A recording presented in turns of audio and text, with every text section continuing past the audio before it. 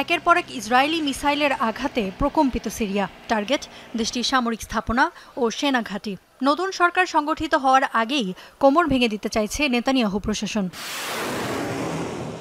গুঞ্জন রাজধানী দামেস্কেও নাকি ঘুরছে আইডিএফ এর ট্যাঙ্ক বহর। সে ব্যাপারে কোনো তথ্য না দিলেও সিরিয়ায় অভিযানের কথা স্বীকার করেছে ইসরায়েলি প্রশাসন। জানিয়েছে ৪৮ ঘণ্টায় বিভিন্ন সামরিক স্থাপনায় অন্তত ৫০০ হামলা চালিয়েছে আইডিএফ এর সেনারা, যে তালিকায় রয়েছে ১৫টি সামরিক নৌযানও।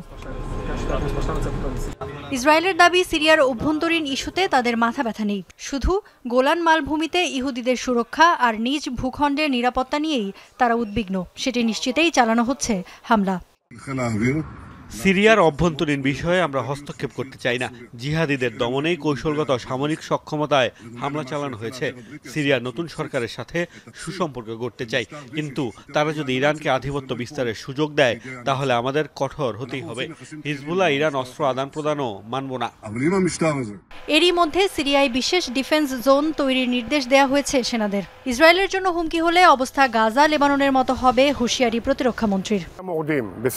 সন্ত্রাসীদের সংগঠিত হওয়া রোধ করতে প্রধানমন্ত্রীর নির্দেশনায় সিরিয়ায় একটি নিয়ন্ত্রিত প্রতিরক্ষা বলয় গঠন করা হবে। মূলত শত্রুদের প্রভাবমুক্ত একটি ডিফেন্স জোন তৈরি করা হবে। খুব শিগগিরই সেই লক্ষ্যে কাজ শুরু করবে আইডিএফ।